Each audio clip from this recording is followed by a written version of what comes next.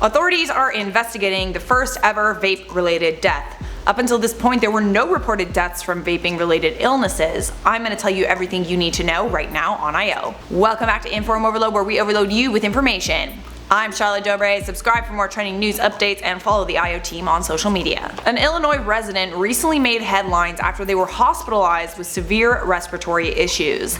The issues were said to have been caused by vaping, and now it seems the patient has sadly passed away. This individual's identity hasn't been released to the public, and Illinois public health officials declined to give any information about them other than the fact that they were an adult. The Illinois Department of Health tweeted on August 23rd, IDPH learned of the death of an individual who had recently vaped with severe respiratory illness. Learn more about the dangers of vaping here. According to the CDC's health information officer, this is the first death of an individual in Illinois who's been hospitalized for severe respiratory illness with reported vaping e-cigarette use. But it's definitely not the only time someone has been hospitalized after vaping. Reports of vaping-related illnesses are growing. The Centers for Disease Control and Prevention announced Friday that more than 193 possible cases of severe lung illness from vaping products are under investigation.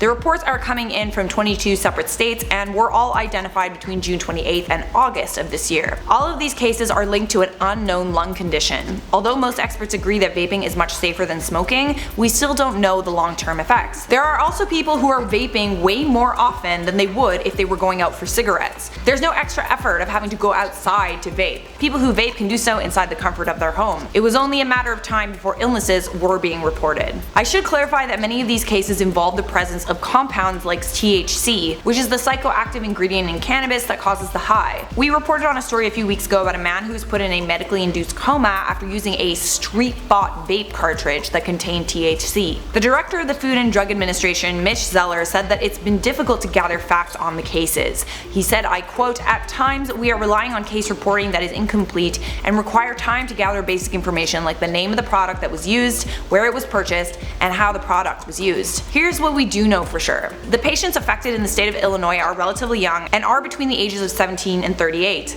and the majority are men. That is according to the Illinois Department of Public Health. But the cause of these illnesses is still unknown. Officials say that it's unlikely that it's a virus or bacteria. A specific product hasn't been identified or linked to the cases. Patients reported symptoms like fatigue, cough, shortness of breath, vomiting, and diarrhea.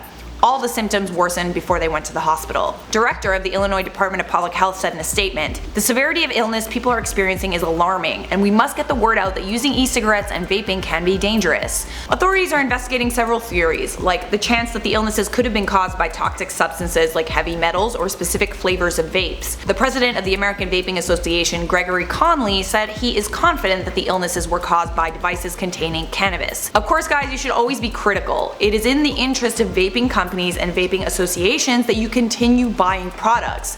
Always consider the fact that too much of anything is never good. Now, although we don't know the individual's name who passed away, we won't be responding to comments at the end of this video out of respect for their loved ones. On behalf of IO, our hearts go out to this individual's family and friends and anyone affected by this incident. If you would like to continue watching IO, we put together a playlist for you with a bunch of videos like this one, and make sure you leave a thumbs up, subscribe, and turn on notifications, and I'll see you in a future IO video.